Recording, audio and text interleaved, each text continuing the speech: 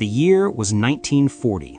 The British Army had just been humiliated, kicked off the European continent by the Nazi war machine, and forced to evacuate at Dunkirk. France had fallen. Britain stood alone, with no way to launch a massive invasion to retake Europe.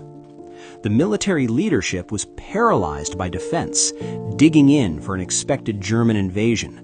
But Prime Minister Winston Churchill was furious. He hated the defensive mindset. He wanted to attack, even if he didn't have a full army to do it. He demanded a way to inflict a reign of terror on the German-occupied coasts. The concept came from a brilliant but eccentric staff officer named Lieutenant Colonel Dudley Clark. One evening in June 1940, Clark was walking home in London during a blackout. He was depressed by the defeat at Dunkirk.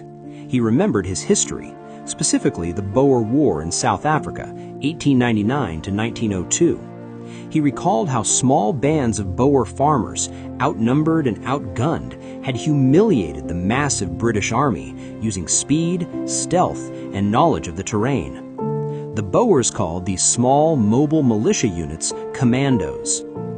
Clark rushed to the War Office and typed up a memo proposing a new force, small, amphibious raiding parties that would hit the German coastlines at night, blow up infrastructure, kill sentries, and vanish before the enemy could react. He called them commandos. Clark pitched the idea to the Chief of the Imperial General Staff, Sir John Dill. Dill liked it, and more importantly, Churchill loved it.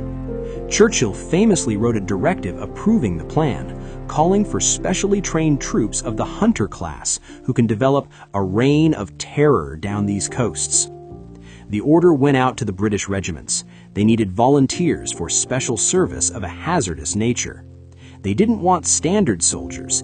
They wanted men who were independent, aggressive, and willing to fight ungentlemanly wars. The first unit, number 11 Independent Company, a precursor to number 1 Commando, didn't wait long. On the night of June 23, 1940, less than 3 weeks after Dunkirk, they launched Operation Collar. 120 men crossed the channel in small boats to raid the French coast near Boulogne. It was a mess. Their boats malfunctioned, the sea was rough, and they had almost no intelligence on where the Germans were. They only managed to kill 2 German sentries and bring back a small amount of intelligence. They were forced to retreat quickly. Militarily, it was a failure, but psychologically, it was a massive victory. The British public woke up to hear that British troops were back on French soil. It proved that the Germans were not safe, even in their conquered territory. From that messy start, the commandos evolved rapidly. They set up a brutal training center at Achnacarry Castle in the Scottish Highlands. The training was live fire and incredibly dangerous, focusing on fitness, survival, and silent killing. These commando units became the grandfathers of all modern commando and special forces worldwide. In March 1941, they hit the Norwegian coast. It was a massive success. They destroyed 11 factories producing fish oil used to make explosives, sank 18,000 tons of German shipping, and captured code books for the Enigma machine. During this time, they realized they needed a unified identity. In 1942, they adopted the now famous Green Beret, distinguishing them from the rest of the British Army. As they got better, the targets got bigger. They stopped hitting random outposts and started targeting infrastructure that could change the course of the war. The greatest raid of all, St. Nazaire. This is widely considered the most suicidal and heroic mission of the war. The Germans had a massive dry dock in France, the only one big enough to fix their terrifying battleship, the Tirpitz. The commandos packed an old destroyer, HMS Campbelltown, with explosives and literally rammed it into the dock gates at full speed.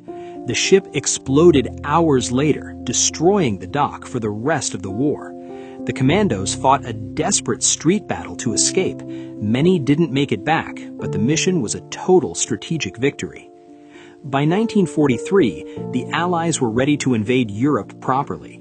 They didn't need hit-and-run raiders anymore. They needed elite shock troops to crack open Hitler's Fortress Europe. The Commandos were reorganized into special service brigades. D-Day, June 6, 1944. This was their finest hour.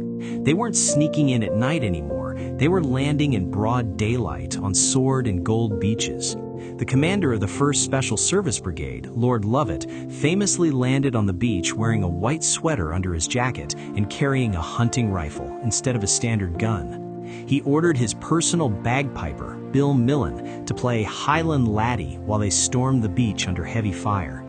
Their job was to sprint off the beach and link up with the paratroopers who had seized Pegasus Bridge. They made it, just 2 minutes behind schedule, and Lovett famously apologized to the paratrooper commander for being late. After D-Day, the Commandos led the way across the Rhine River into Germany itself.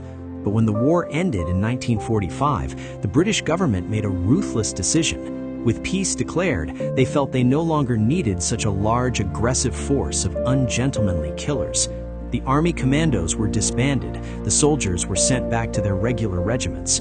The Royal Marines took over the commando role. Today, the Royal Marines are the sole inheritors of that lineage, which is why all Royal Marine Commandos still wear the green beret and undergo the brutal training established in 1940.